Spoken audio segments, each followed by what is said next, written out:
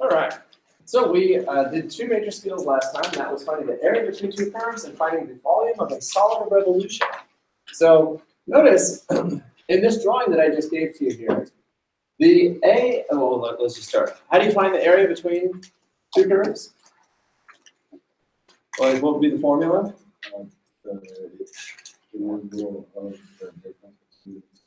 Yeah, just the difference between. And specifically, would we do f of x minus g of x or g of x minus f of x? Yeah, top minus bottom, exactly right. So it's going to be the area of f of x minus g of x. Now, you'll notice in this integral that I just drew right here, does f of x and g of x touch? Do they intersect? No, they don't intersect. I just chose an arbitrary a and b, right? So I'm just saying, well, I just want the area between these two.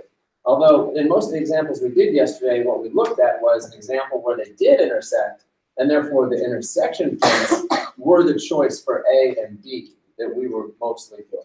So even though we mostly did examples where we found the area between two intersecting curves, they definitely don't have to intersect at all. You're just arbitrarily finding an area between 2 points. Okay, and then what would be the volume of a solid of revolution? So recall we have some function. I'm going to say that this is the function. I'll put that one in point. This is our actual function here. We're going to call that f of x. And then what you do is you take that function and you start rotating it around and around the x-axis. Doesn't matter which way you rotate it. You can rotate into the board or rotate out of the board. But the key thing is that it pops out as a three-dimensional shape.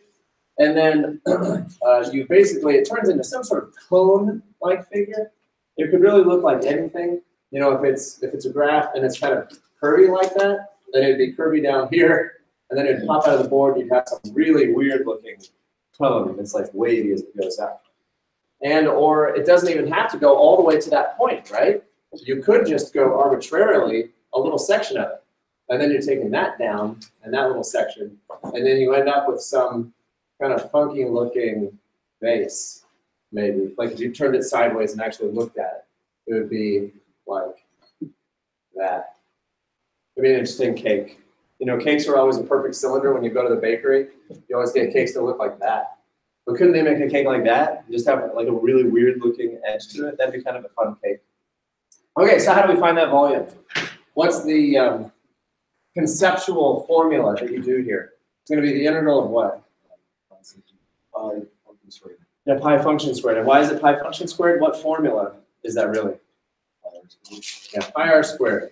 And what formula is that of? Yeah, that's just the area of a circle. So if you have a circle whose radius is r, you're looking at pi r squared, because what we're really doing is we're chunking this whole shape into how many? Infinitely many, infinitely thin circles all the way up. And if you add up the volume of all of those infinitely thin, infinitely many circular discs, they're really a disc, right? Like a dime, really. It's like a dime, but much thinner than a dime, right? How much thinner than a dime? Infinitely thinner than a dime, yeah. So we've got all these infinitely many, really infinitely thin dimes, and you add up all those volumes, and that gives you pi r squared dx, or better yet, pi f of x squared dx. Okie doke. Just to share a brain teaser with you, because I don't think we'll necessarily get to a problem like this, but I want you to imagine that what if I did a exponentially decaying curve like this.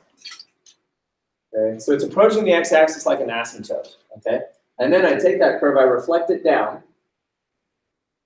and I spin it so that it makes a solid volume of revolution. Okay, so can everyone kind of see that it's really an infinitely tall cone? Like if I took it and set it down on the ground, it would go whoop, whoop, and those are both asymptotes stretching up infinitely far. It's like Jack and the Beanstalk here. Like this is your beanstalk, and it's going infinitely far up into the heavens, going forever and ever and ever. How big do you think the volume of that thing is? You think infinite, right? You know, if there's an asymptote, you think that it's going to keep going forever, but the volume would be infinite. Well, it turns out that it depends. If the function is f of x equals 1 over x, which is certainly asymptotic, that volume would be infinite. There'd be infinitely much volume in there. But if you make this function just a little shorter by doing 1 over x squared, or even 1 over x cubed, that makes it shorter. And in fact, let me just show that to you. So I'm not just using these words, but you can see it. So here's 1 over x, and you can see kind of how tall it is. Let me zoom in a little bit. So there's 1 over x. I want to make this as visually compelling as possible. Put it up there. So okay, so there's 1 over x, right? Now watch, if I change it to 1 over x squared, you'll notice that the asymptote approaches the x-axis much faster. And if I make it 1 over x cubed, that's wrong. 1 over x cubed, again, that approaches the x-axis much faster, right? So the asymptote is lower if I raise the exponent. Well, here's the crazy thing. If you do any exponent 1 over x to the n, where n is any number bigger than 1, okay? So it's 1 over x squared, 1 over x cubed. It could even be 1 over x to the 1.1, okay? Just so long as the asymptote is shorter than 1 over x, a little bit, then this volume turns out to be finite. All right, so even though it's an infinitely tall cone, the volume inside is finite. Yeah? Well, but it doesn't really touch like the y-axis either. So it's getting further you're right. I should start somewhere arbitrarily to the right. I apologize. Thanks, Henry. Good point. I'm going to start, right, because that also approaches asymptotically. And so I'm going to start maybe right there. You have to start somewhere on the left side? You actually don't have to start somewhere. It could be the weirdest cone you could imagine that has an infinitely wide base. Yeah, it could be an infinitely wide base that, for all you know, if you're standing right here, you don't know you're standing on an asymptote. You just think you're standing on the ground because it's so flat. But then all of a sudden it shoots up to infinity. And then if you look at the volume of that whole cone, okay, it's an infinitely wide cone and infinitely tall in the middle there, that volume would also be finite. Provided that the exponent down there is bigger than 1. Okay? Now that's a weird result right there. We would have to spend some time developing that result and seeing that it's true. But now here's the really weird part. What if we now calculated the surface area of this thing? Yeah, and so now consider the surface area. So the volume was inside. Now what about the surface area? Okay, so you're going to walk up to this thing, whether you walk up to this one or this one. Let's not walk up to this one. That was a fun idea there. If I walk up to this guy and I now ask how much surface area is there? You can actually create a structure by choosing the right exponent. You can choose an object that looks like this, where the volume inside is finite, but the surface area is infinite.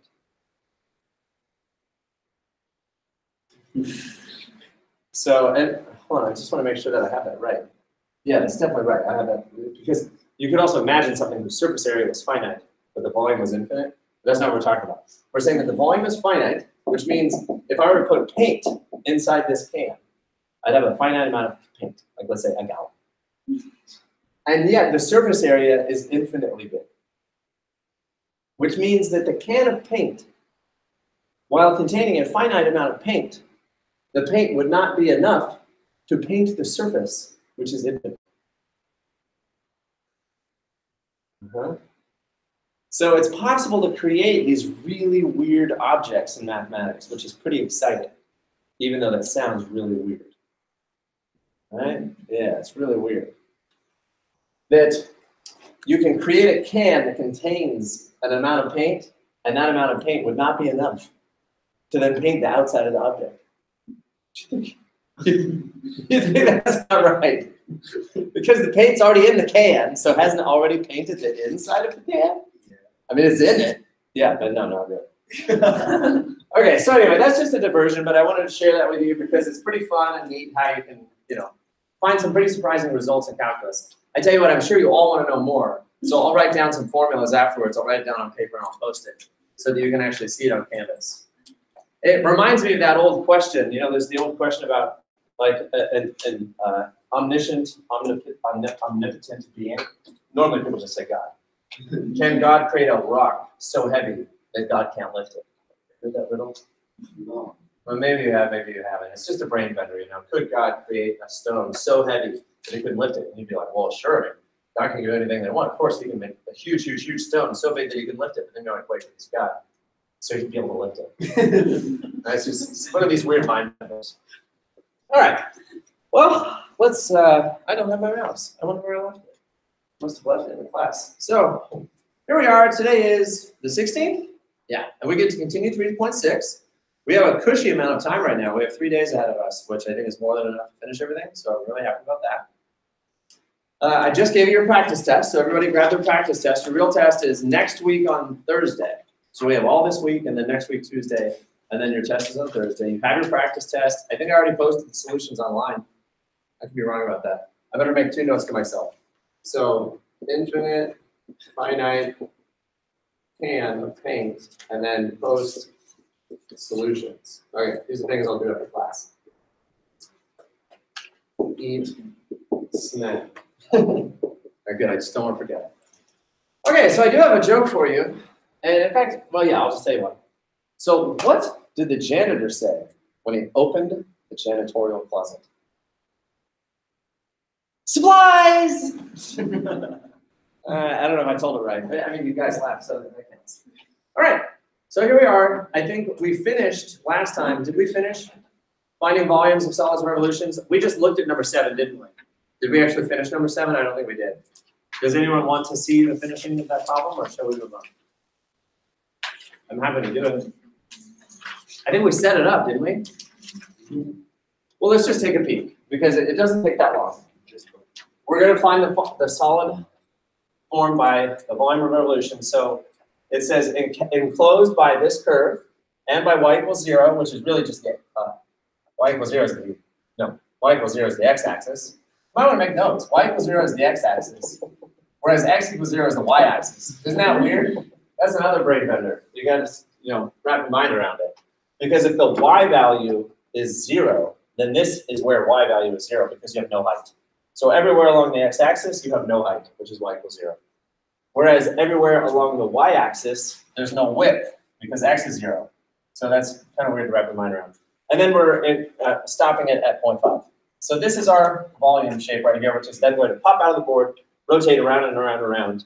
And what you end up with is something that looks like this. That has a finite amount of volume and a finite amount of surface area, for sure.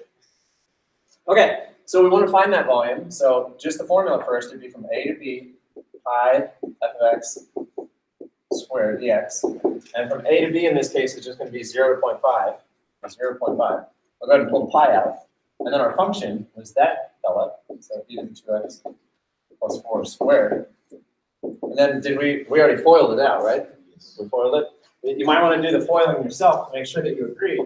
So I got pi from 0 to 0.5 of e to the 4x plus 8 e to the 2x plus 16. Is that the result we got? Yes. Oh, good. All right, so now we just integrate. And I hope that you now are a big fan of integrating e to the nx because it's so simple. Here's our toolkit. So we have the integral of e to the nx, which is just 1 over n, e to the nx. It's pretty similar, but not exactly to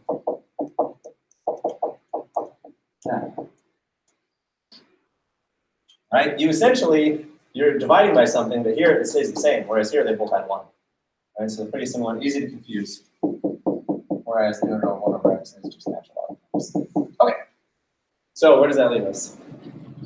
We now do that to all the e terms. So we have pi for bracket 1/4 e to the 4x plus 8 halves e to the 2x plus 16x. Right? Did everyone get that? Why is it 16x?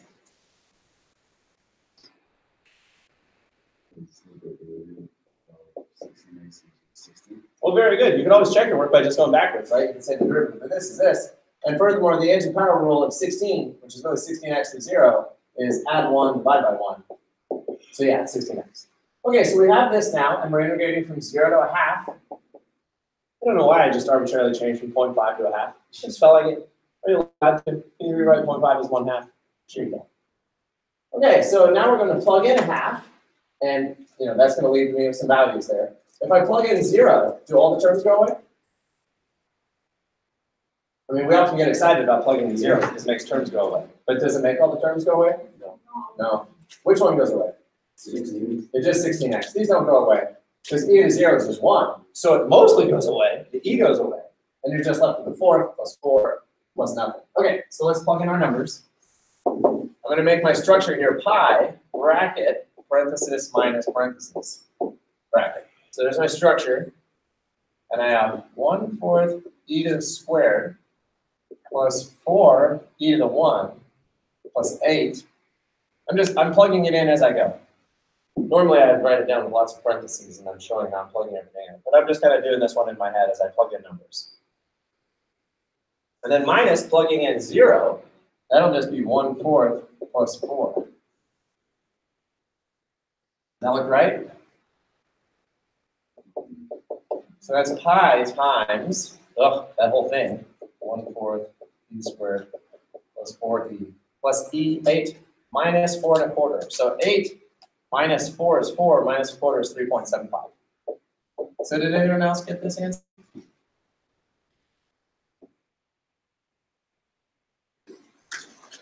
No. You did?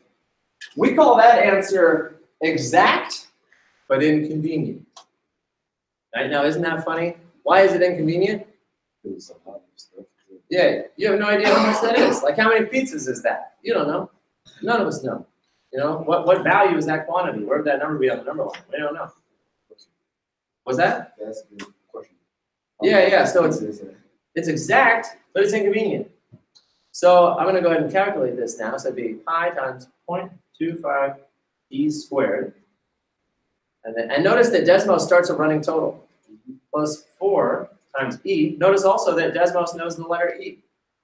Plus 3.75. So it's 51.7 pizzas. It's a lot of pizza. Yeah. Now this answer is, where did it go? 51.7432 or 33 if I round. This answer is convenient, but not exact. Isn't that an interesting trade-off between exactness and convenience? Can we have both? Sometimes. All right, so there we have it. Now, we might also be wondering, is our answer correct? I mean, just because I typed that into Desmos and it told me the decimal, that doesn't mean it's actually correct. I would still need to actually, on Desmos or on my TI-82, I'd have to graph e to the 2x plus 4, and I'd have to take that integral. So I go to my keyboard, integral.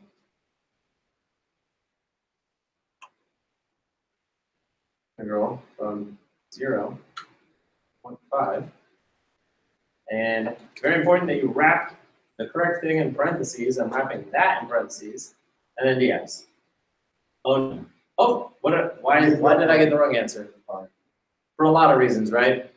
I didn't get the right answer because I didn't put pi there, and I didn't square it either, did I? Weird. Hey, there we go. Now I got the quote-unquote right answer. Now that I got that to be 51.74 and my work to be 51.74, does that mean I got the right answer? I mean, we really hope so. Could it be that I made a lot of mistakes here and I made also mistakes there, and I just so happened to luckily get the same wrong answer twice? It's possible, isn't it? It's kind of weird. It leaves us in this existential mess. Like, gosh, just because I get the same answer multiple ways, does that even mean I'm right yet? No, somebody could come along and point out that I'm wrong, which would be unfortunate. But anyway, we think we're right. Yeah. All right. Well, that was fun. I'm glad that we did that. Nice little discussion. Any question? Oh, I guess I didn't have to erase that so quickly, just in case anyone's still looking at it. Does anyone have any questions about that process before we move on? I know you're all still thinking about the volume, the finite volume and infinite surface area. You're still thinking about it. That's tricky, but I can see how it makes sense from a pottery point. Because you can close off the space anytime, but just keep it going. You close that off, but just keep the whole piece going. Yeah, well, that's very charitable of you to say that it makes sense, that it could make sense, you know? And maybe you know, once you take enough math classes, you start saying things like, that could make sense, because you're just used to things being unexpected, right? Okay, so here we are, a new idea, and it's called the average value function. This is really fun. I mentioned before that what we're doing here is thinking about melting down a substance.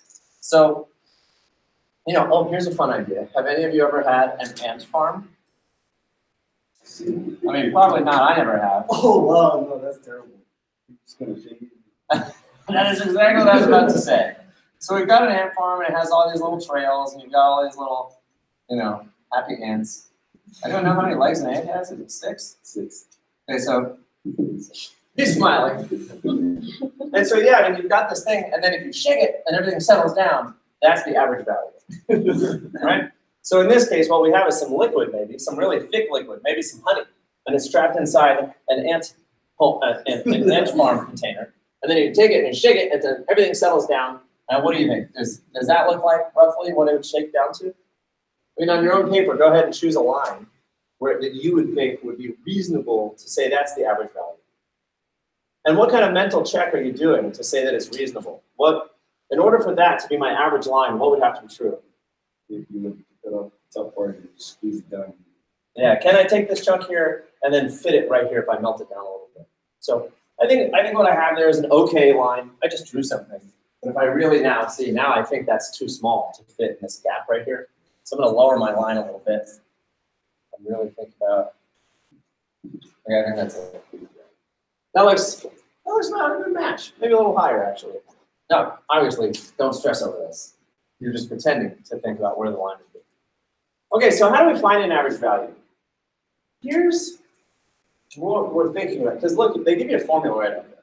So there's the formula, right? If we have already been keeping track of our formulas, we now have 3.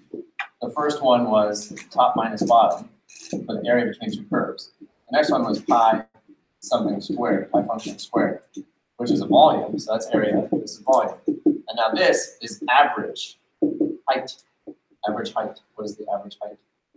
And it's going to be 1 over b minus a of the integral from a to b of f of x. So really, what's the only part of that formula? I mean, we're taking the integral from a to b. So that part's normal. It's just the integral from a to b of f of x. But what's the extra component there? 1 over b minus a. Why would that be? Why is that thing there? Why is that going to tell us the average value?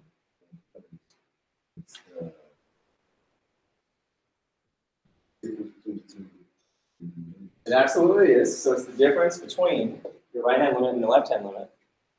But why does that make sense that that would be the formula? And right now we're looking at the formula. We're like, okay, well, apparently that thing's going to tell us the average value. Why should that be? You don't necessarily have to write this down, but I want us to at least think about how we would find this formula from that. It's like the value of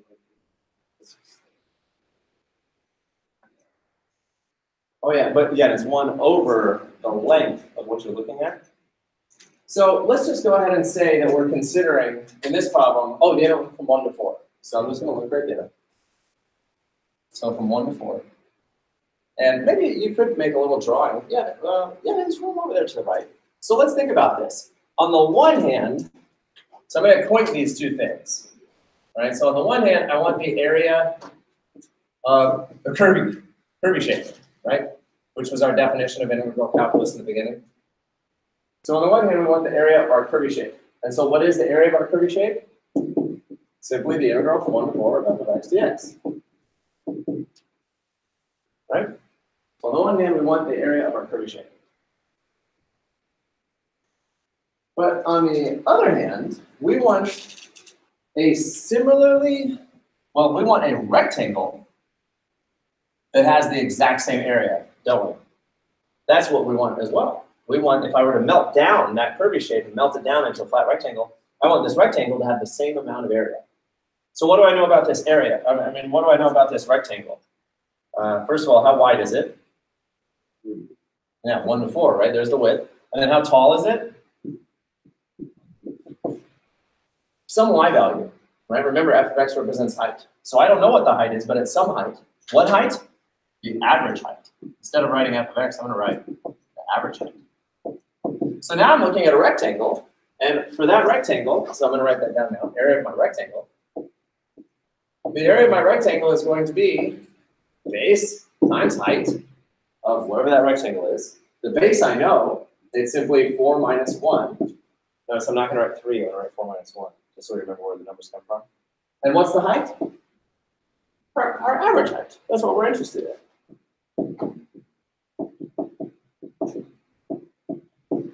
Okay, got a little lopsided there. So does everyone agree that the two sides of this equation should be equal now? That we're just conceiving of the area in two different ways. First, we're conceiving of the original curvy area, but then we're saying, what heighted rectangle would have the same amount of area as the area under the curve? And what are we interested in? Find the average value, or the average height. So we want to solve for this. How do you solve for that? It's currently being multiplied by 4 minus 1. You divide by 4 minus 1. And so what we find is that the average height is equal to 1 over 4 minus 1 of the integral from 1 to 4 f of x dx. And we use the values 1 and 4 in our concrete example, but if we just replace that now, it would simply be 1 over b minus a from the integral from a to b of f of x dx. So was that a long derivation of the formula? That was pretty quick. That's the formula for the average height. And how did we get that formula? By conceiving of the area under the curvy red line in two different ways. We conceived of the area first as the area under the curvy red line. And then we conceived of the area second as a rectangle that has the same amount of area. And by setting those two areas equal to each other, we were simply able to solve for the average height in that circle. Now see, someday when you're on a desert island, and you forget the formula for average height, you could just derive the formula yourself. And that's why we learn proofs and why we learn derivations, because then you're able to do it for yourself if you ever happen to forget. Okay, so let's try it. Now that we know the formula, let's just go ahead and find that average height. Pretty simple and straightforward once you know how it works. You're just doing the integral. So what's our integral? It's going to be from 1 to 4, 1 over 4 minus 1 of 6x squared dx. Isn't that it? I feel like this is easy. It's just an integral. A very easy integral to boot, okay? This is just 1/3. And can I go ahead and bring my 6 out? 6 from 1 to 4, x squared dx. So then 1/3 times 6 is just 2. I'm going to do a few things at once here. 1/3 times 6 is 2. And my integral I can go ahead and do using the anti-power rule. Add 1 divided by what you get. So 1/3 x cubed. And we're going from 1 to 4. I can bring my coefficient in and make it 2/3 x cubed. I think that'd be just fine. So my structure is going to be 2/3 something cubed minus 2/3 something cubed, where we're plugging in the numbers 4 and 1.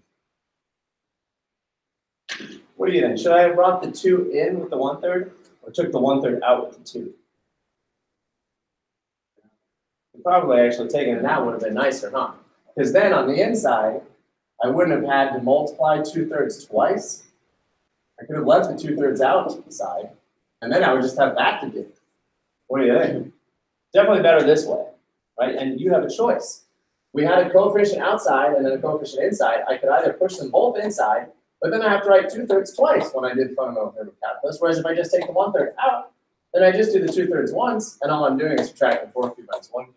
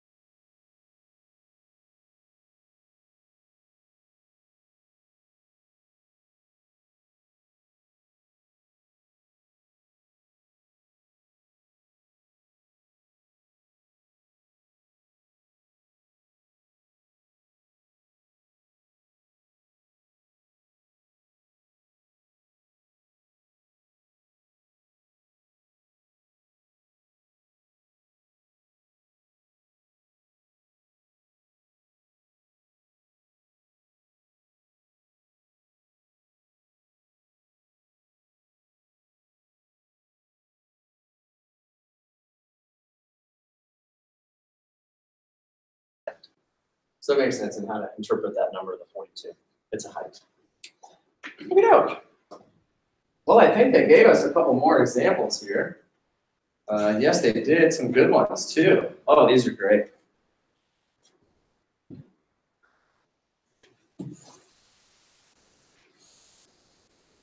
Notice I did not give you a graph for this one. Right? Because your packet, I've been giving you Desmos graphs, pasting it in there, but this one I didn't bother. So suppose you can deposit $4,000 and 3% interest compounded continuously. Find the average value of your account during the first 4 years. So what's the first thing we should do? Understand what the question's saying. Very good, very good. I was going to say graph it, but we don't even know how to graph it yet. Did they give us a function? They didn't give us a function. So what are they saying? For sure, we're putting $4,000 into the bank and we're getting 3% interest compounded continuously. Well, what formula would be used for compounding interest continuously? Because we have compound interest, which is this one. Is this the right formula? That's the compound interest formula. Yeah, there's one with like E in it. So first, let's remember what does N stand for? Because we all know what P is, right? P is the principal, and R is the interest rate, and the N is the number of compoundings, right? Because they're talking about compounded interest. So N is the number of compoundings. Well, what does that even mean anyway? N is the number of compoundings. What happens when something gets compounded? What actual event is happening when the bank says, today was your compounding? Yeah, the money in the account increases because they gave you interest. Compounding means they give you interest. That's what compounding means. So the number of compoundings is N. So if we let N equal, and it's always per year, number of compoundings per year. I feel like we might have talked about this a while ago, but it never hurts to read. So if N equals 1, how many times a year will you get money? Just once. Pretty sad, and that's called annual. Whereas if N equals 2, how many times a year do you get money? Yeah, 2, and then I think that'd be biannual. Or is it biennial? Now, one of them means one way, and the other means the other way. So one of them means twice in a year, the other means every 2 years. So I kind of forget, we should look that up. N equals 3, how many times a year do you get interest? 3, there's no word for it. I mean, I suppose it could be triennially, but I think that's every 3 years. So I suppose it could be triennially. I don't know, we gotta look at these words. N equals 4 is pretty obvious, that's quarterly. Okay, and so N henceforth, right? So you got N equals 12, how many times is that? And monthly. What would be after monthly? Yeah, I suppose you could put N equals 52 and that'd be weekly. Folks, are there 52 weeks in a year? How many are there? Yes. Yes, no? How many weeks are in a year? It's 52 and a seventh. Yep, the year does not divide evenly into 52 weeks. I know, my mind was blown the first time I learned. I always have learned from a child that it's 52 weeks in a year. It's not. In a normal year, it's 52 and a seventh weeks, and in a leap year, it's 52 and 2 sevenths. Just go ahead and take your calculator and do 365 divided by 7. 7 goes to 36 5 times, 35, subtract 115. 2, 14, there's a remainder of 1. So there's actually 52 weeks in a day in a year, which is really weird. But we can still call N equals 52 weeks, right? You just wouldn't be getting any interest for that extra day, would you? You'd be cheated. Okay, so then you have N equals 365 on a non-leap year. So what does continuously mean? They're saying compounded continuously. That means N equals infinity. Yeah, you're just always going to pay. And the difference is, this system is like turning on a faucet that drips. How many times a year does it drip? That many times a year it drips money into your account. This way is turning on the water and it's a constant stream. It's not a big stream. It's not like filling your bathtub in a hurry. It's just the teeniest stream of water that's constantly putting money into your bank account continuously at all times, right? So this is a stream of water, whereas any other finite value of N is a drop of water, right? So yeah, this formula, if you let N equal infinity, or better yet, is to take the limit as N approaches infinity, you get the formula A equals P e to the R t. Okay. What I want you to know is, if you plug infinity in for N right here, which you can't do, but if you did, you get that formula. Okay? So this is the formula when N equals infinity. Or better yet, as N approaches infinity. Okay, so now we know what we're talking about. We're talking about this graph right here. Can we now make a graph? Yeah, now we can make a graph. We know what we're talking about. We know what function to use. And now we can make a graph. Now the good news is, all we really need to know is that it's exponential. Right? I don't need to go to decimals right now. But we can go ahead and say that our function is 4,000 e to the 0.03 t. Right? We just plugged in 3% for r and 4,000 for p. And so it says, find the average value of your account during the first 4 years. So we're assuming that we're putting the money in at time 0, and we're interested 4 years later. How do I know how much money is in the account at time equals 0? The money. Yeah, the money deposit, right? It's 4,000. But think, Andrew, if I do plug in 0, 0.03 times 0 is 0. E to the 0 is 1, and 1 to 4,000. So we're starting here at 4,000. And then you just draw an exponential curve. Doesn't have to blast off way up there. Just, make it curvy, pointed up. And so that's what we're thinking about. Now, I'm curious, they're not asking for it, but how high is that point? Plug what in? Yeah, if we plug in 4, that would give us that high. So let's do that. On your calculator, plug in 4. Let's see how much money we end up with. I mean, 4,000 e to the 0.03 times 4. 4,509. That's not bad. 4 years. Yeah, over 4 years, that's only 500 or so bucks, huh? Well, what? Yeah, that's only like $510 if the bank is generous and give you a penny. Maybe just find a penny on the ground outside the bank. Okay, so now that we know that, where would our dotted line be?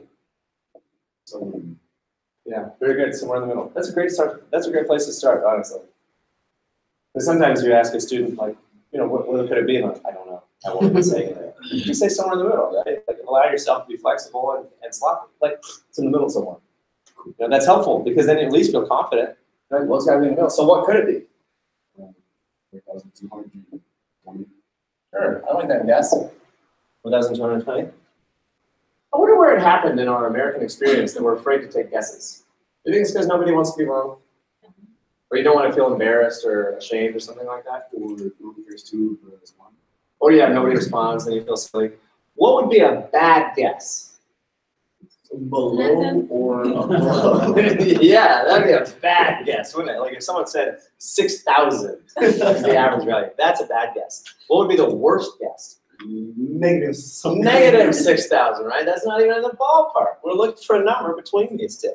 Okay, so now let's do the integral. We're totally ready now, right? We understand the problem. We know what we're talking about. We've made up a guess. Now we're in a really good position to find the average value. So the average value, always start by writing down the formula, is 1 over b minus a, integral from a to b of f of x. Now notice, we spent quite a bit of time understanding the problem, and you might be sitting there thinking, why didn't we just start by writing this down? Because it seems pretty obvious that if we're going to go from year 0 to year 4, well, see, we did have to figure out what the formula would be, though, didn't we? And then e to the 0.03 t, and 1 over 4 minus 0. And again, you might be asking, Mr. G, why did you write 1 over 4 minus 0? Why didn't you just write 1 over 4? Because you see, the more you stick to what the formula says, the more your brain is just acting as an automatic robot, and you're not going to skip details. As soon as you just start being like, I'm just going to write 1 over 4. I mean, sure, you can probably do it and get away with it. Just like you can take the HOV lane home from work every day after 3 o'clock, and you probably won't get a ticket for a while. Now, you can go years without getting a ticket in the HOV lane, huh? Okay, so then that gives us, first of all, what am I going to do with that 4,000? Kick it out. Yeah, we can bring it out. So that's 1/4 times 4,000. That's just 1,000 from 0 to 4. Well, we're probably ready to do the integral, aren't we? Once I take the 4,000 out, then it's just e to the 0.03 t. So what does that become? Yeah, 1 over 0.03 e to the 0.03 t. And we're integrating from 0 to 4. Now again, thinking about what would be easiest, probably combine the 1,000 with the divide by 0.03 and leave it outside the fundamental theorem of calculus. Because then you're only actually subtracting e to the 0.03 times 4 minus e to the 0.03 times 0. So I'm going to do 1,000 divided by 0.03, and I get an unfortunate answer, 33,333.3 repeating. But then I just have my fundamental theorem of calculus inside, which is going to be e to the 0.03 times 4, and e to the 0.03 times 0.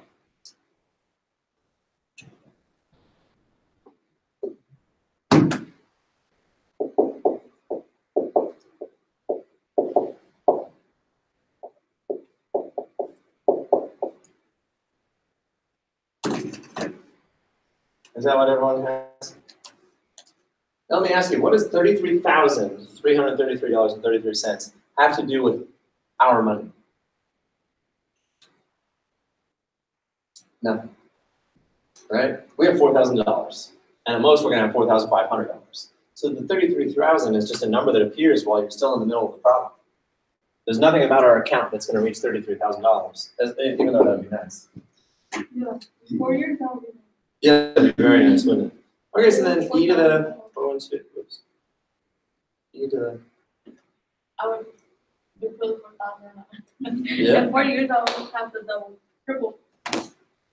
All right, so we end up with $4,249.90, which is pretty close to what we were thinking. I don't know what each of you guessed, but 4,200 something. So that's the average amount of money we have in our bank. Now, why would you even care to know the average amount of money in your bank? Yeah, maybe you would, maybe you wouldn't. But interestingly, do you know how credit cards charge a balance? It's based on the average daily balance. Or is it the average monthly balance? Or is it the average weekly balance? It's something about the average daily balance, because that's how they calculate how much interest to charge you. Let's just see if we can Google something. Average daily balance. So you have to take that. The average daily balance is a common accounting method where credit card interest charges are calculated using the total amount due on a card at the end of each day. So the average daily balance totals each day's balance for the billing cycle and divides by the total number of days in the billing cycle. So yeah, the average daily balance is how they charge your credit cards, and the average daily balance totals each day's balance for the billing cycle and then divides. You'll notice that they're looking at the total amount due at the end of each day, right? Not at the beginning of each day. Because if they did the whole thing at the beginning of each day, they would lose out on the money that you spent on the last day of the month. They wouldn't charge you interest on that. So instead, they look at your balance at the end of each day. Well, if only there was a way to like sneaky pay off your credit card at the end of each day, but then put the money back on it the very next day, because then you could go the whole month without being charged interest. So you have another. What? You what? So you have another. Yeah, exactly. Maybe you have another credit card. All right. I think there's just one more, which is pretty interesting.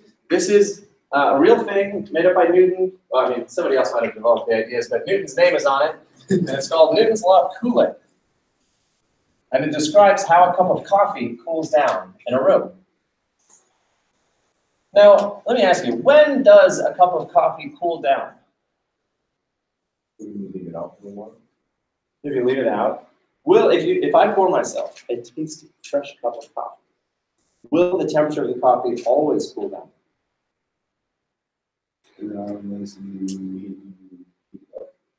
Or you could, and what would that mean? So like, is it possible to get a cup of coffee and then it not cool down? Put it in a thermos. Maybe you put it in a thermos, but the thermos is still going to cool down. What? Oh yeah, thermos. When will a cup of coffee not cool down? When it reaches room temperature. Now that's a good point. When it reaches when it reaches room temperature, it won't stop decreasing because now it's at room temperature. It'll stay that way. So how do you keep your cup of coffee at the original temperature? In a sauna. Yeah, you'd have to put it in a room that was also 200 degrees, right? And then it won't cool down. Or if you put your cup of coffee in an oven, it's not going to cool down at all. It's going to heat up, right? So what actually makes a cup of coffee cool down? The room temperature, right? A cup of coffee all by itself ain't doing nothing. It's the room temperature that's absorbing that heat from the coffee. So let's look at this. It says if a cup of coffee has a temperature of 94 degrees Celsius in a room where the ambient air temperature is 24 degrees, then according to Newton's law of cooling, the temperature of the coffee after T minutes is this formula. So let's look at that formula. Let's all write it down. What? When was coffee made? Coffee's been around, I would say, since I think the 15 or 1600s. It was not nuns, monks. Monks and nuns who originally brought it up because they were staying up so late or waking up so early to do prayers and stuff. They found that, hey, coffee really helps. No, it's true. Well, I mean, it's true to the extent I've heard it on many podcasts. Yeah. So it's true. All right, so our temperature, or our formula is 24 plus 70 e to the negative t over 51. They're claiming that that is the temperature of the coffee after t minutes. So the temperature is temperature in what? Yeah, Celsius. T is time in what? Is it seconds? Minutes. So after t minutes. Okay, so what does this graph look like?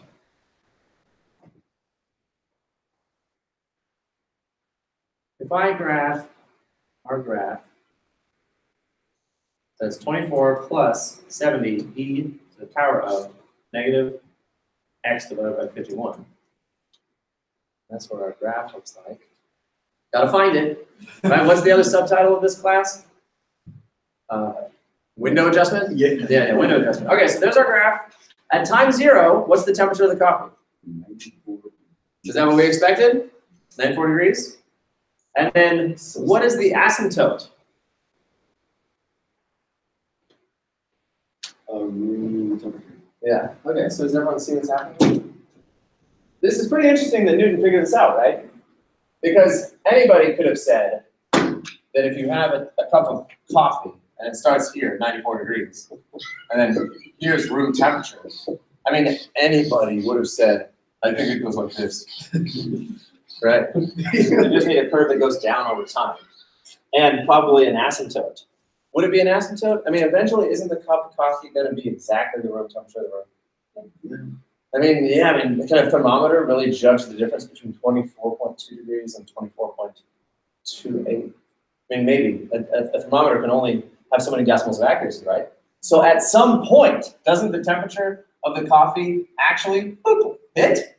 Yes. Because at some point, the number of decimals in your thermometer reach their wit's end, and they're like, hey, they're the same temperature. Are they really the same temperature? Maybe the decimal way out there, like 0.005. It's a little different. But effectively speaking, the cup of coffee will eventually reach the room temperature asymptote, won't it? Functionally, not actually, but functionally. Okay, so anyway, Newton figured out that this curve is not just any old curve. Like a second ago, I told you that's what these curves look like, 1 over x squared. It's not a 1 over x squared. It's an e to that. So it's an e to that graph. Okay, so we now see what's happening, right? We always begin by just understanding the problem and what we're talking about. So what would it look like if I put a cup of coffee into an oven? So here's the cup of coffee, and then here's the oven. What would my cup of coffee do? Yeah, I mean, if that's my oven, it would go like that. And then would it still follow Newton's law of cooling? In reverse. Yeah, exactly right. So instead of having the formula is 24 plus that, well, we'd have to switch a few things around, wouldn't we? Yeah, we'd have to tweak quite a few things. Because what's the first number, the constant number? That is the room temperature, right? So this graph would have to be something like 400. But then the graph is flipped upside down, so it'd probably have to be minus e to that. And then maybe the rest of it would be the same, the minus t over something. Anyway, so you can manipulate the formula and come up with another Newton's law of cooling for putting something into a hot room instead of a cold room. Okay, Mr. G, come on, let's just do the problem. So you put the cup of coffee in the 94. Where's the number 94 in here?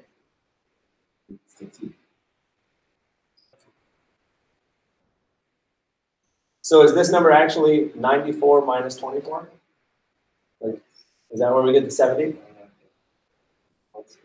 Yeah, it could just be a coincidence. Isn't T This definitely looks like the room temperature number. And then T, where are they getting 51 from? that's just Newton's law. Oh, that could be, right? Maybe that's just part of Newton's law. Whereas the 70 looks like that is 94. The difference between, and that's correct, it is the difference between. It's the difference between the hot object and the room temperature. So that's room temp, this is the difference. And then very good point, that could just be Newton's law. I have to research that. I don't know off the top of my head. That could be, the number 51 could be a specific number for liquid coffee. Because not all things change temperature at equal rates, right? If there's a piece of metal, metal changes temperature very quickly. Whereas a piece of glass, for instance, like it's a good insulator, maybe that temperature doesn't change very quickly. So yeah, I think that this number right here is characteristic of the material.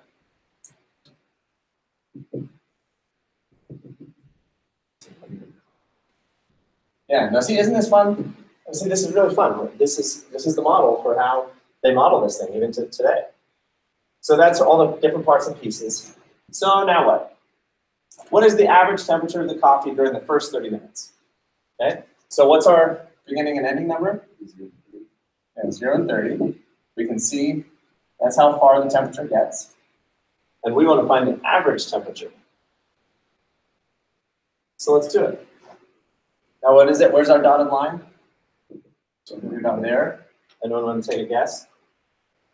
Kind of hard to take a guess right now because we don't know where that point is. Can we find out where that point is? Yeah. Oh, you just plug in 30, right? So let's do that. Let's plug in 30 into our formula. So that'd be 24 plus 70 times e to the negative, oops, parentheses. Okay.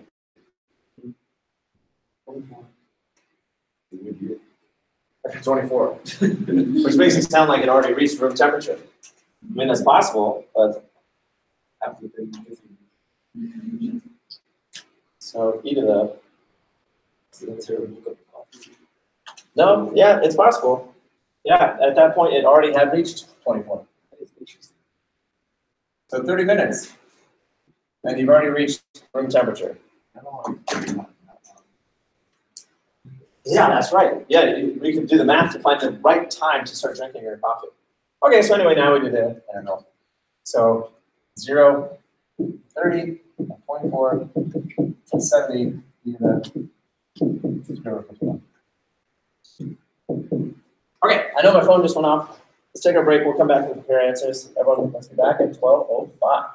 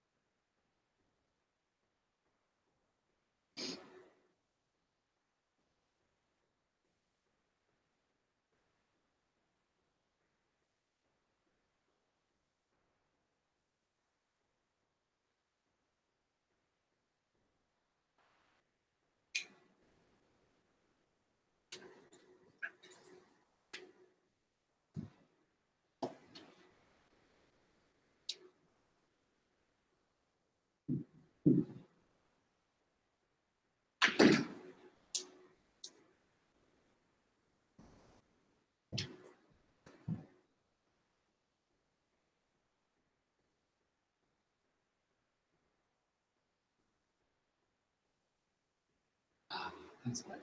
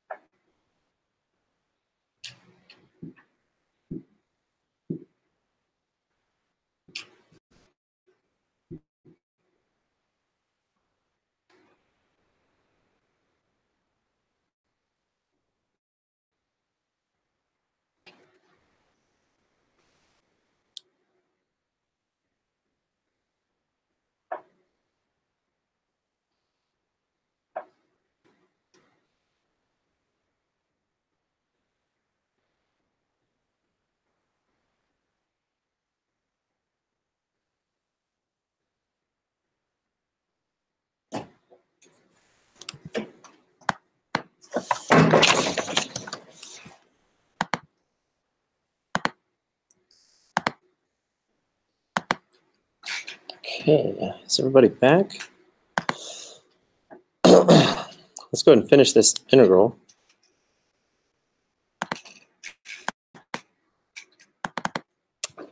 And first, everybody, let's notice that I wrote down the wrong result. I typed in, right here, I plugged in 30 minutes, and I did 30 times 51. Oh. So that was totally incorrect. It should be 30 divided by 51. So the actual temperature at 30 minutes is 62 degrees. So given that it starts at 94 degrees and then it goes down to 62 degrees, what's the temperature of the average value? That makes sense. Yeah, it makes a lot more sense. So anyone want to guess between 62 and 94? 70. What'd you say? Well, we have to be between 62 and 94. Oh, 62 and 94. Yeah, so what'd you say, 70? Yes. So what do you think? 75 maybe? Yeah, probably a little higher than 70 because 70 is only about 8 higher than that, whereas 24 lower than that. So it'd have to be somewhere in between the two. That'd be 156 divided by 2 is 78. So maybe I'm just going to say 78 as the perfect average. Average shouldn't be correct. It should be, if you look at this curve, it should be a little to the left, so a little further up. So maybe 8. I guess 8. All right. So all of that fun time said, let's go ahead and do the integral. So this is really 24 t to the 0, right? To help us do the anti-power rule.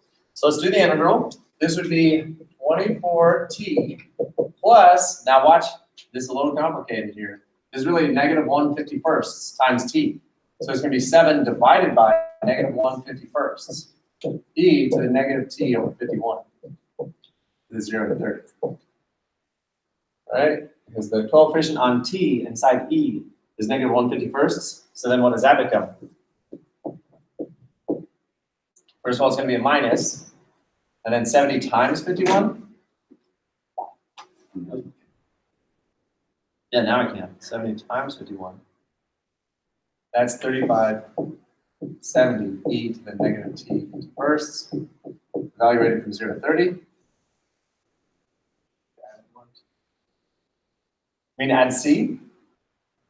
Add 1 to the t over 51. This is e to the. Oh, that's right. Yeah, either we do not add 1. Good question, though.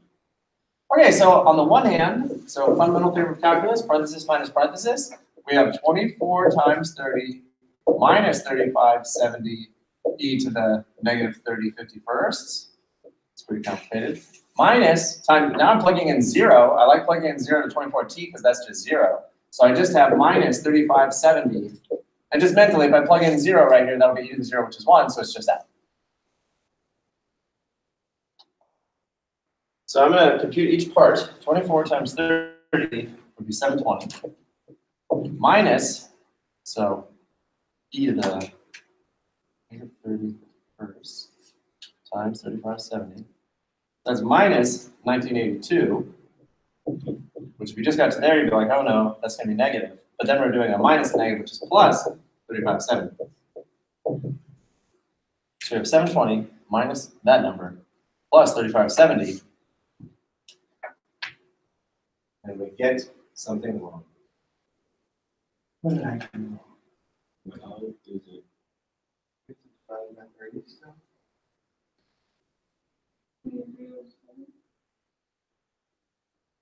Oh, is there something out front? Is it 1 over? Is it 1 over? Oh, you're right. We're doing an average temperature. My goodness. Divide by 1 over 30 minus 0. Yeah, that's the whole formula. So now this whole thing is going to be 1/30th of 2307.5562. I'm glad that I make goofs like that sometimes, because that's really the part of the fun of math and the challenge of math is you get an answer that you know shouldn't be correct. I mean, it can't be 2,000 degrees. It makes no sense. So then you have to go back and figure out what you did wrong. And in this case, I did write down the formula. Pretty important to write down the formula. I should have written down the formula first thing. Did I ever write down the formula? No. I did not. Yeah, that really messed me up by not writing down the formula. That is a best practice. The answer is 76.9185. I did 4 decimals because that's what Moore would want. I got 76.92. Yeah, 76.92 if you round. Okay. Okay, so is that reasonable? Yeah. Now you see, we can really have a lot of fun with this question by asking, how quickly do you need to drink your coffee and still enjoy it? Versus after how many minutes should you just throw the coffee away? Or after how many minutes do you need to go reheat it in the microwave? Right? So really, what's our window of drinkability? Like, let's find out. So the temperature starts at 94, which that's Celsius. So I don't know if you know the formula for conversion, but Fahrenheit is 9/5 C plus 32. So Fahrenheit, isn't this sad that as Americans, some of you probably know Celsius, I don't know it very well. But in order for my crippled American ability to do this problem, I have to convert to Fahrenheit so I can think about it. So I'm going to do 9/5. It's really shameful. I know the formula for converting from Celsius to Fahrenheit, but I don't actually know what Celsius feels like, right? I mean, it's just terrible. Yeah. So 9/5. Wait, is it 9/5? Yeah.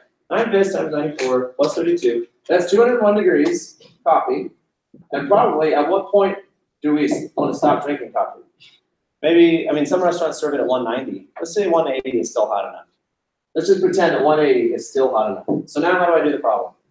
I want to know for what value of T will my coffee still be at 180? Now I have to go back to Celsius, don't I? So Celsius is 5/9 of Fahrenheit minus 32. So let me go back to Celsius for that number. So it'd be 180 minus 32 times 5/9. So I'm saying that 82 degrees Celsius is my cutoff. Okay, after 82 degrees, I'm no longer interested in drinking the coffee, or I have to reheat it in the microwave. So after how many minutes will I be at 82 degrees? 1. Is it 1 minute? How do we find out? Oh, yeah. We're trying to solve for T, aren't we? You'll drink it at 200 degrees. Very carefully. Very carefully. But no, you have a good point. So really, the window of drinkability is probably, you can calculate this exactly. You have to wait 2 minutes before you can drink it, but then you only have a window of maybe 10 minutes where you can drink it, and then past that, you throw it away. Right? This is very interesting that we can calculate this kind of thing with Newton's law of cooling. So how would we solve for T? Let me get a clean board here to kind of show you what we're trying to do.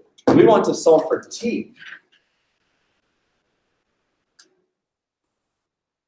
This is a good problem. We want to solve for T. So what we're saying is we have a formula for the temperature.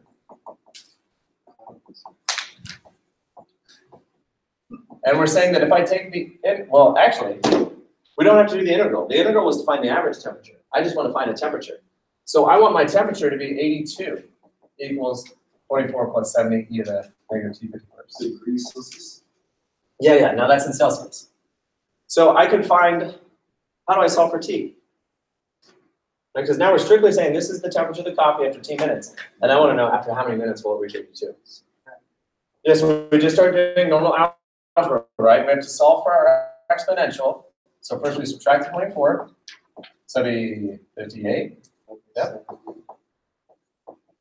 Yep, and then divide by the 70. So this is just normal algebra, isn't it? No calculus here at all. We're just asking, according to Newton's law of cooling, so now that's 0.82857 equals e to the negative T51st. And now, how do we solve for T in the exponent? You have to do a logarithm. So that's going to be log base e of 0.82857 equals 1/51st T. So log base e is really natural logarithm. So I have natural log of 0.82857 equals negative 1 over 51t. How do I solve for t?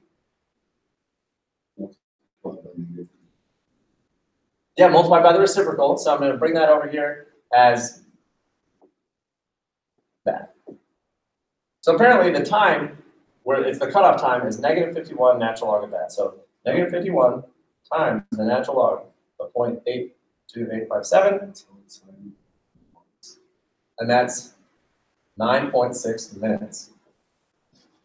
So you've got 9 minutes to drink that cup of coffee before it's just too cold to even be interested. Isn't that crazy? 10 minutes is not a long time. Oh, that's pretty wild.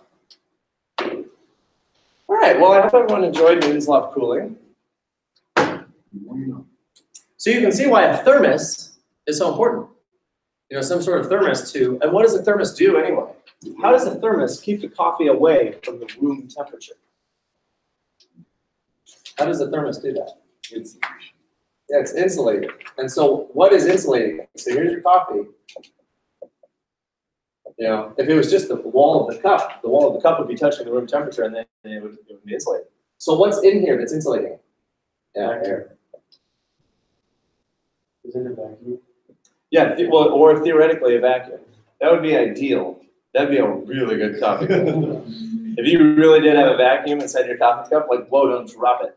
And it could implode, you know? So that would be ideal that it'd be vacuum. Probably in a scientific laboratory, they would have such things to really keep things, you know, insulated. Okay, and so that's why they call it a double-walled. Double-walled. Have you ever heard that referred to a coffee cup or something? They also have these fun glasses called the double-walled Pavina tumbler. You know, that's very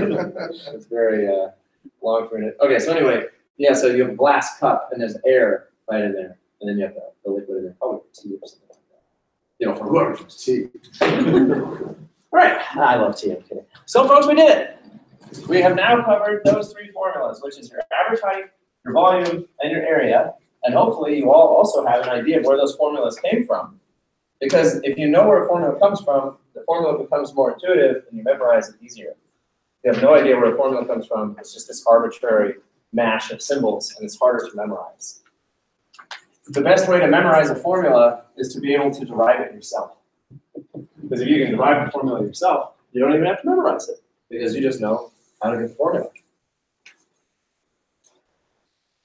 All right, well, on the schedule today, all we had scheduled was this section. Should we all go home? Yeah. No. No, let's get ahead. So, section 3.7. This whole section is about applications to business. It's a pretty interesting idea regarding supply and demand. A question. Yeah. So at the top of this 3.7, it says to delete 2, 3, and 6. What does that mean? That's a good question. Where, oh, math AS, delete 2 through 6. How interesting. I mean, I don't see a number of 2 through 6. Maybe that's a note to myself that I included on the packet. So I'll go in and make sure I delete it. 1, 5, 1. Yeah, the numbers are 7, wonky. 8, 9, and 10. The important thing is that these are the problems that are from the section that you're going to do. Yeah. Okay. So what we'd like to do now is develop the idea behind this next section. And this next section has something called consumer surplus and producer surplus. That's what we're going to be calculating. Surplus. Yeah, very good. Thanks for the question. What does surplus mean? What does the word surplus mean? Yeah, extra. Right, maybe you want to write that down in there. It's consumer surplus, which is extra. And producer surplus, which is extra. Extra what? Well, we don't know yet. We haven't talked about it yet. But first things first, let's just look, what kind of graph are we looking at? Yeah, supply and demand, right? We're looking at a supply and demand curve. So on your paper, I don't think I gave you a particular spot to take these notes, so I would take out a sheet of lined paper. And let's discuss economics for a little bit before we look back at this. So let's talk about economics. Gosh, I just want a blank page. There's a blank page. Oh, you just have blank pages? Yeah, sometimes in there. Yeah. Just so it's really just the gap between two sections. But. Okay, so we'd like to talk about supply and demand because I don't know how long it's since you've taken an economics course. Probably not that long because you're all in business classes, but maybe it has been a while. So let's all start by drawing a graph, a nice big one, really big. You can take out most of the paper.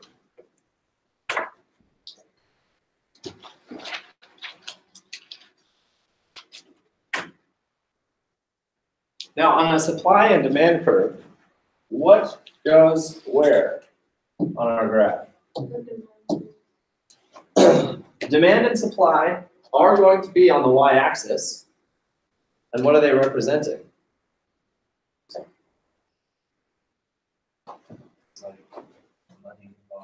Yeah, so first, the x-axis is Q for quantity, which is a quantity of what? Yeah, whatever it is you're selling. Okay, so I'm just gonna write here the number of products. And then what's our y-axis? Sales. I mean, you can think of it as a sale. It's the sale price. It's the price. It's the price of the object. So this is going to be the price, which of course is money. So let's do a demand curve first. Let's talk about demand. So a demand curve is, we can make it up. We can figure it out as we go. Let's talk about something concrete. Should we talk about Pizza. I was about to say pizza. I like pizza. So let's talk about pizza, okay? And so quantity, that's how many we'll buy. But for our price curve here, let's go ahead and start from $0 that the pizza could be, all the way up to what's a ridiculously high amount of pizza dollar value for a pizza. But a dollar value you might pay in the right situation. 30, 50, 20. I mean, 20 is a good, 20 is probably about average for a large pizza. Not at like Little Caesars. Little Caesars you can get like an $5 is a large pizza, right? But then if you go to Barrow's, a large pizza is more like 15, 20. If you go to Spinato's, a large pizza is more like 27, 28. If you go into a fancy restaurant, you can pay, what, $30, $35 maybe? If you went to New York and you got a pizza this big, probably it could be $35, $40. Yeah, reasonable for that much pizza. So let's just go ahead and tap out our graph here at 50. Okay, so we have all these gradations now. In the middle there is 25, so that'd be 10, 20, 30, 40. There. Okay, so we're just playing with the space. So we're just guessing that our pizza. And so what is the demand for pizza? Let's say, right here, $5 for a Little Caesar. Hot and ready. Isn't that what it's called? Hot and ready. Notice the word quality doesn't show up anywhere in there. It's just hot and it's ready. So you can eat it. Don't get me wrong, I like Little Caesars. It's tasty. Okay, so let's start down here at the bottom. If it's only $5 for a large pizza, how many people do you imagine are going to want a pizza for $5? Yeah. A lot. A whole lot of people. I don't know what that scale is going to be. Like, is that 100 people? Is that 200 people? Are we talking about a city? Are we talking about the United States? Are we talking about the whole Earth? I don't know, but it's going to be a lot, right? It's going to be over on the far right-hand side. Now, if it's a $10 pizza, how many people want it? A lot, but a little less, right? Then if it's a $20 pizza, how many people are going to pay $20 for a pizza? That's less.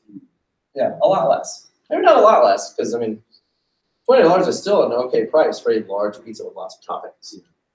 Okay, but then the pizza's $25, maybe a few less people. They're like, nah, I'll take the $20 pizza. I don't want the $25 for pizza. It's so funny because at some point you put your foot down.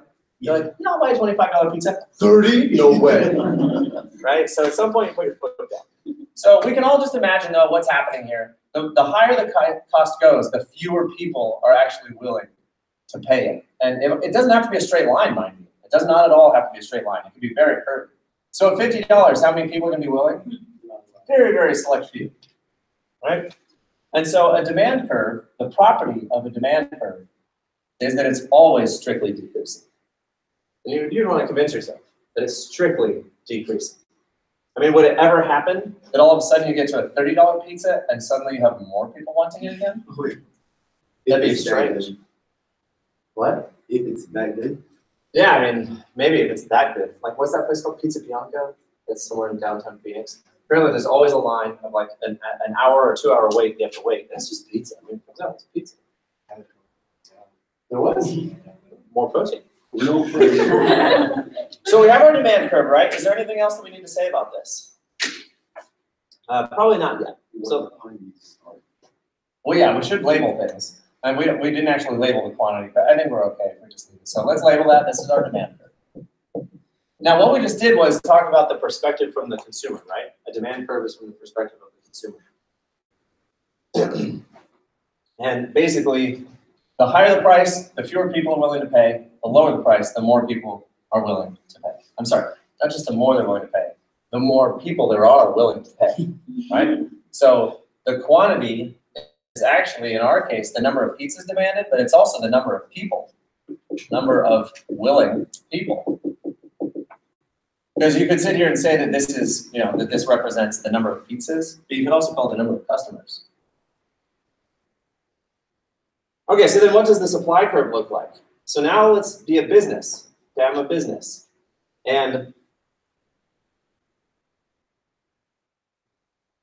if I'm a business and I'm charging $5 per pizza, I mean, in my head, I'm like, Jesus, this is not a lot of profit for me. You know, we have to fix our pizza right now. So let's just fix our pizza. As in, this is the pizza we make. This is our recipe. These are the ingredients we use. This is how we make our pizza, okay? And in fact, let's just go ahead and pretend that we're Little Caesars, okay? So we're Little Caesars, and we have all the pizza that we normally would make, and we're gonna charge a $5 pizza. And let's just, the scale again is a little off, but let's just say that for $5 per pizza, we're willing to sell this many pizzas. Okay, that's just how many pizzas we're willing to sell for a normal price. Now, let's just say that all of a sudden we got to charge $10 per pizza. What are we motivated to do? Yeah, we want to sell more. We're willing all of a sudden to make more pizzas. In fact, I'm willing to work all night. I'm willing to stay up late and make more pizzas in order to sell them. So if I get to charge $10 a pizza, I'm willing to make even more. And again, we're Little Caesars. We're employees at Little Caesars. And whatever money we make, we actually get to keep, like profit sharing. So now all of a sudden we're like, whoa, we can charge $20 for a pizza? This is amazing. I'll stay up all night long and make pizzas. So again, the quantity of pizzas I'm willing to make, because I get to hike up the price, I'm suddenly willing to make a lot more pizzas. Anyway, and so on and so forth. You know, if all of a sudden we were able to charge $40 a pizza, wow, that's fantastic. I'm gonna make even more. $50 a pizza, I will devote my whole life to making this pizza. Now, of course, where does this graph end? It definitely goes to the origin. Do we all see why? Because if I'm only charging $0 per pizza, am I motivated to make any pizzas? No, why would I bother? I'm not going to make any money at all. So the supply curve always goes through the origin. Okay, so there's our supply curve. Now remember, we've already talked a little bit about demand curves as well. What does this point on the Q-axis represent? It's a funny point. That means on the demand curve, how much are they charging for a pizza? Nothing. It's totally free. And so this represents the maximum number of people who are willing to come out to get free pizza. You would think that number would represent all of society. But it's not, because some people, their kids are homesick and they can't get away, or they're at work and they can't just take a break. So it's the maximum number of people who would show up for free people. I'm sorry, for free pizza. Maximum people for free pizza. Yeah, free pizza. And then what did this point represent? The actual y-intercept. What does that represent? Exactly, the amount of money no one would pay. Right, so no one's paying that. So no people would show up to buy a pizza if it was that much. And presumably, let's say $200, somewhere in there. Absolutely no one would pay it. Because even at some point, a rich person would be like, nah, I can pay $50 to get a perfect pizza. Why would I throw away my money? I mean, one thing you know about rich people is they're actually pretty tight with their money. They don't just go around throwing their money away, because if they did, they wouldn't be rich anymore. Okay, so there's our supply and demand curve, right? And so what's the interesting point on here? There's an intersection. Yeah, an intersection. Will there always be an intersection between a supply curve and a demand curve? I mean, theoretically, right? This is the entire basis of the capitalistic system, is that there will be a point. I mean, think about it. If demand is a negative curve and supply has a positive slope, then if you have a decreasing slope and a positive slope, and these 2 points, this has to go through the origin, and this has to be the dollar amount that no one would pay, then yeah, we're guaranteed to have some sort of an intersection. Oh, what do we call that intersection point? Yeah, that's our equilibrium price. Equilibrium. And equilibrium is a very special point. So let's call that Q star. And let's call that P star. That's a special point, because that means if they charge that price, then that many people will show up to buy it. And both the supply and the demand are happy. So the business making it is happy, and the people buying it are happy, and it's the equilibrium price. Yeah, everybody is happy. What else is there to say about that?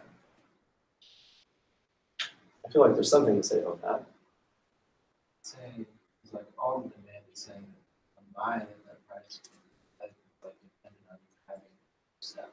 Yeah. Or like for it to be economic. Right. Okay, there we go. That's perfect. Let's say that this quantity, and let's just say that that's 50 pizzas that we have in inventory. let's talk about inventory. There we go, that was inventory. So if this is our 50 pizzas that we have in inventory, what if all of a sudden we only had 40 pizzas in inventory? What would that do? If I suddenly only have 40 pizzas in inventory, let's look at these 2 points. If I only have 40 pieces in inventory, well, what does that mean? The supply curve, you know,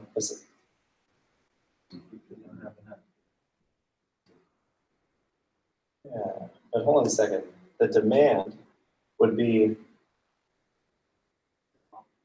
yeah, you have people willing to pay like 45 bucks. They're willing to pay 45 bucks, and yet, how much is the company charging?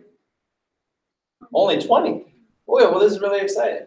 Like at 40 pizzas, this is set by the company. If they have 40 in inventory, the company would only be, the company would be wanting to charge $20, but people would be willing to pay $45. So this is pretty exciting if you're a consumer. Because as a consumer, you are willing to shell out 45 bucks for this pizza right now, but they're only charging 20. How do you feel about that?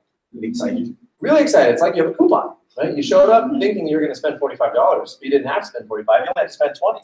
So if suddenly, aren't they like the people that like the company that have 20, like if people are willing to pay 40 because they're trying to like compete with others and see if they can. yeah. I mean, there is competition involved.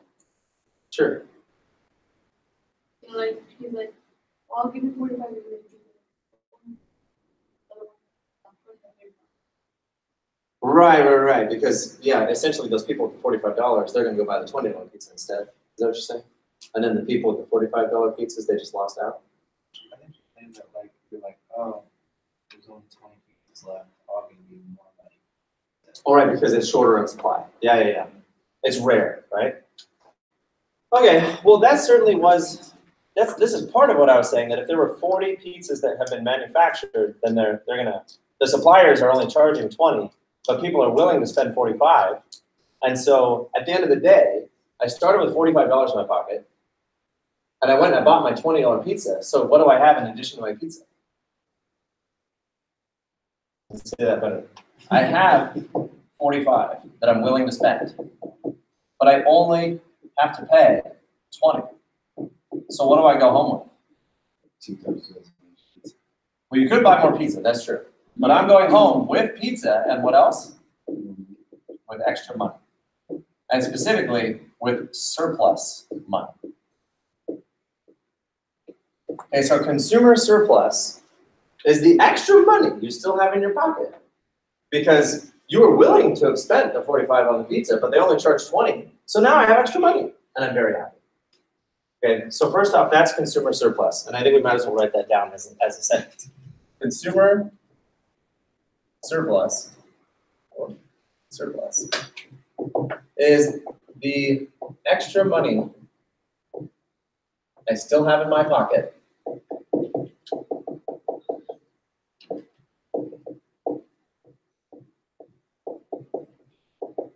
because the business charged less than I was willing to pay.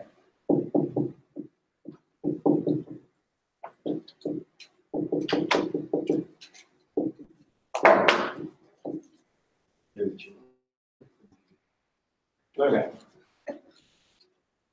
Henry, you mentioned the whole idea of like that's how many you should do because if you charge more, you would have excess inventory, and if you charge less, you'd run out. People would be standing at your door. I'm not seeing how to bring that up on this graph.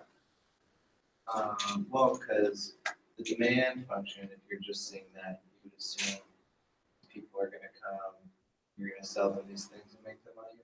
Supply is like limiting how much you can actually sell. Right, Exactly. exactly. Have like your costs make it so that it's likely to have that much on there. I've never been.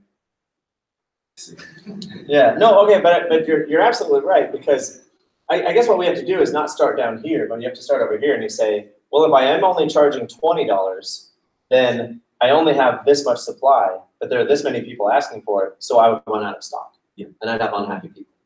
Whereas if I charge this much money, then this is how much supply I have, but I only have this many people wanting it, so I'll have extra inventory. Yeah, that's definitely part of the discussion, is you want to charge just the right amount. That's what it was. It was from elasticity. Elasticity is the discussion we were having before, where you could calculate just the right price, whereas if you charge too little, then more people will show up, but you ran out of inventory and they'll be unhappy with you. They'll say, don't go there, those guys always run out. Whereas if you charge too much, nobody will come buy your product and then it just sits on the shelf gathering dust. Okay, and so this equilibrium price is the price that makes everybody happy.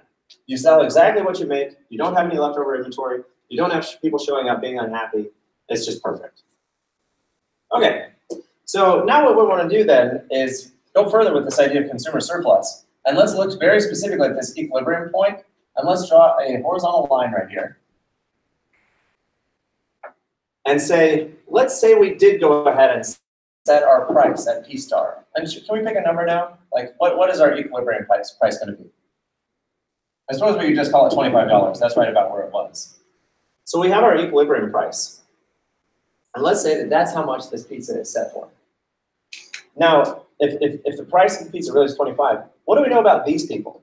All the people on the demand curve who were willing to pay more. What do we know about them? They're still going to buy the pizza for 25, but what else are they going to get besides the pizza? They're going to have surplus money, extra money. And so the area of this triangle, the area of that triangle equals all the surplus money that consumers have.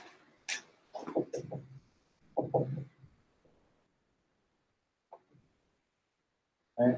And we could be very specific about it. Like, let's say each of these consumers, all of them, but all the consumers that were willing to pay more, they go out and buy that $25 pizza. All we have to do is look at this height differential and look at how much money they saved. So like this person, they were willing to spend 48 bucks, but they only paid 25. So they went home with $13 extra. No, $23 extra. And then this person over here, they were willing to spend 30, but they only had to pay 25. And so they went home with $5 extra. So every single height on this triangle represents the actual extra money that you get to keep in your pocket. Even though you were willing to pay more, you only had to pay the equilibrium price. Okay, so I hope I've said that well enough here, that we're looking at this triangle, and we're saying that every single height represents the difference between what they were willing to pay versus what they had to pay. And therefore, that height is how much extra money they have. Okay, so that's that. That's consumer surplus. And I think our definition was a pretty good one. But Is that good or bad? well, it's good for us, right? But that's a really good question, because if you're a business, don't you wish you could have got that other money? I mean, after all, they were willing to pay it. Like, what if every time you went to a pizza shop and they're like, okay, that'd be $25 for the pizza, and you go to give them the money and they're like, oh, wait, would you be willing to pay more? Yeah. Or every time you go to buy a pizza, they're like, that'll be $25, but I'm going to charge you 26. And you're like, oh, fine. And you go to give them the 26, they're like, just kidding, 27. You're like, oh, yeah, fine, I still want the pizza, but at some point they're going to say, no, I'm going to charge 28. And you're like, forget it. I'll go somewhere else. They're like, okay, I'll take the 27. Right? So wouldn't that be awful if every time you went to a store to buy something, they shook you down for however much they could get out of you? Right? That's a very interesting business idea. Well, that's how they do it. Like, I work for a check cashing place. So, like, when we cash the refund check, we try to get the points out of it. Mhm. You know, like, you're like, oh, no, like, the store and everything, but you're like, Exactly. And you know what? We just think of car dealerships. Car dealerships start with a price way up here. And then they negotiate with you and they bring the price down to just enough to get you to say yes. Right? So car dealerships know what's what, because they're not leaving extra money on the table. It's not like they say, oh, you have this car for $10,000. You're like, great, hold on, let me charge you more. They go the other way. They say, I'm going to charge you $30,000 for this car. You're like, no, I'll pay $25,000. They're like, okay. so they So haven't, they don't do that. yeah. Who knows how much about it. Yeah. So because every car purchase, there's not really an equilibrium price, because every car dealership can kind of charge whatever they want. There's probably not much consumer surplus in the car industry, because they're going to start high and come down until you're willing to buy it. Okay, so that's consumer surplus, folks. So let's now think the other way around and think about producer surplus. Okay, so what would that be? Let's go look on the other side of our graph here. So producer surplus. I'm not gonna write down the definition first, or yeah, let's just think about it. Let's say now that this is still how much we're charging, the $25, and the quantity is still 50. So let's think about the supplier, okay? So let's look down here at this business. How much was this business gonna charge for their pizza? They were only gonna charge 10. But the fact is, capitalism in all its glory with the equilibrium price, this company who was willing to just charge 10, they get to charge 25. Because the market set the price at 25, that's the equilibrium price. So this particular company right here, who was willing to charge 10, they would have been perfectly happy to charge $10 and sell their pizza. The market has set the price at 25. Imagine how happy you are as a business now. As a business, I'm like, dude, I was only gonna charge $10, but the market says I can charge 25. So for every pizza I sell at 25, instead of 10 that I was willing to sell it at, I now got extra money, didn't I? I just made extra money, total bonus. And I can imagine this happening to any of us. Like, let's say that you're a tutor. Okay, a tutor is just a simple idea. You're a tutor and you're like charging $20 an hour as a tutor. And someone comes up to you and they're like, what? The going rate these days is $50 an hour. You can charge $50 an hour for tutoring. And you're like, oh, fantastic. I've only been charging 20, but I can charge 50. Great. So that would be producer surplus, right? I get to charge the higher amount, even though I would have been perfectly fine charging less.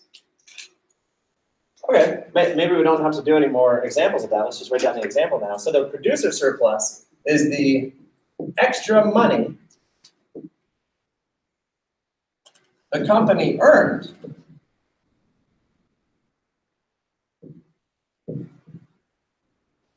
even though they would have been happy to charge less. Or better yet, they would have been willing to charge less.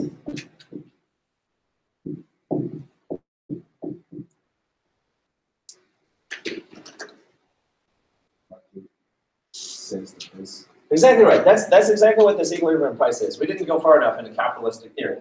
But in capitalism, the prices are set by the market through supply and demand. No one sets it. See, what's the opposite of capitalism? There'd be communism or socialism, but more importantly, it'd be government control setting prices. So the government would set the price.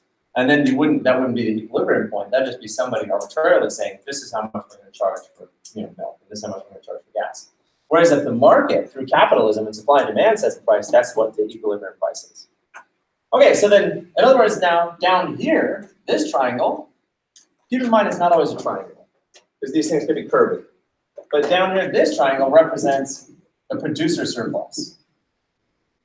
So also extra money, but now this is the producer surplus.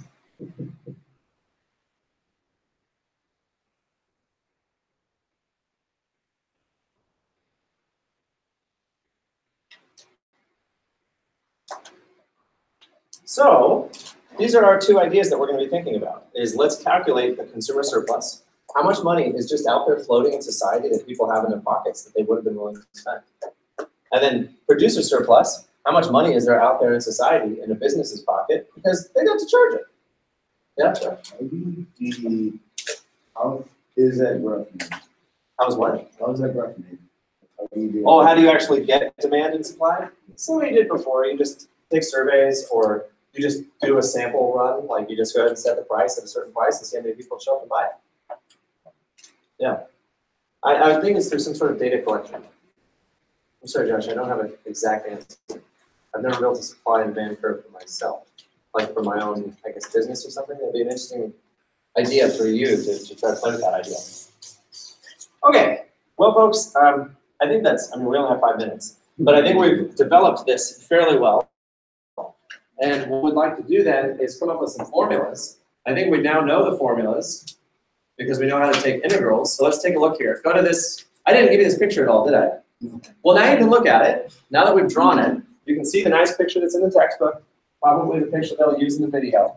Let me erase real quick so you can see this.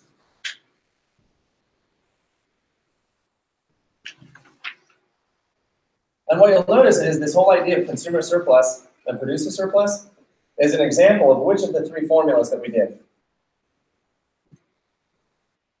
Okay, because imagine, I want to find the blue area. What is the blue area? Yeah, it's the area trapped between the demand curve. So here's the demand curve. And this is just a flat line that's y equals p star. So consumer surplus is the area between top minus bottom. So that's what consumer surplus is, simply that curve minus that p star, the equilibrium price. Whereas the pink area is the area between top minus bottom, where the top now is the p star price, and the bottom is the supply curve. So really quickly, if I wanted to, I could say the consumer surplus is the area between top minus bottom, where the top is the demand curve, minus the horizontal line, P star, which is the price that they actually get to charge. So that's your consumer surplus, just conceptually. Whereas producer surplus would be the integral of top minus bottom, where top is P star, the horizontal line P star, the equilibrium price, minus the supply curve. Okay? So does that make sense how it's an application of the first formula? Top minus bottom? Okay, so now we can actually look at that formula. Now, did they say anything else sitting here? They said, suppose the price is set at the equilibrium price so that the quantity demanded equals the quantity supplied. Now think about the folks who represented the left of the equilibrium price. The consumers to the left would be willing, they would have been willing to pay higher, and they ended up having to pay, so the equilibrium price saved them money. On the other hand, the producers, represented on the left, would have been willing to supply those goods for a lower price, and they made more money than they expected to. So both of these groups ended up happy. Yes, Henry? And to find equilibrium, you just set them equal to each other. Exactly right. You just set the demand curve equal to the supply curve, and you set them equal to each other. So go ahead and take a look at the formulas then. The formulas are right there, and they match what we said. They do match what we said. Let me bring that all the way down so we can see that. There. So the consumer surplus is the integral of the demand curve. So notice that's D of Q, that's our demand curve, minus the P star. And then the producer surplus is the P star minus the supply curve. There's some other, they actually have P star, Q star in there. We haven't finished developing the formula yet, but that's where we're headed, is to be able to use that formula. So we can calculate consumer surplus, we can calculate producer surplus, and then the sum of consumer surplus plus producer surplus, they call total gains from trade. The total gains from trade is all the extra money consumers and businesses have in their pockets because they're practicing capitalism. We won't talk about all the money who are missing money because they're practicing capitalism. Because of course there's a plus and a minus. That's the other side? That's the right side? Well, it could be the other side. I'm not sure exactly. I'm just thinking of Karl Marx. He wrote that profit is unpaid labor. So at some point, if you're a company and you're making profit, yeah, you have profit, but that could just be because you're not paying employees as much money as they should get, right? So there's a pro and a con. All right, well, I think we're probably done for now because to begin the problem now, we would actually have to go do a problem, but we don't have enough time. But that's fine because we didn't even technically need to start this section today. So everybody, we're done. Thanks so much. Go home and do your homework. Email me your questions. I just shut it down. It's called Gabriel's horn. You can all look it up. This thing with the finite volume and the infinite surface, it's called Gabriel's horn. G-A-B-R-I-E-L. Gabriel's horn. Oh, this sounds weird. Horn as in like the horn that you would play, right? Like a bugle or something. It's called Gabriel's horn, so you can go look it up. What else did I want to say? Post the solutions. I'll post the solutions, and I am going to go eat a snack.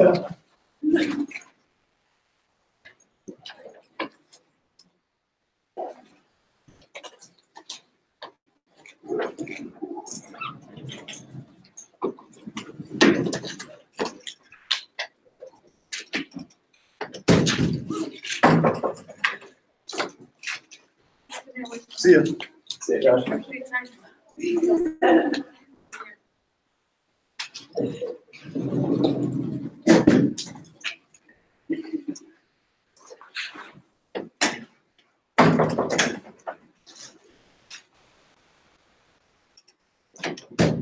Mr. G, I didn't see when 3.6 was due. When is that due? Today or? Oh, let's look. That's a good point because we haven't finished it, huh? Oh, I mean, we just finished.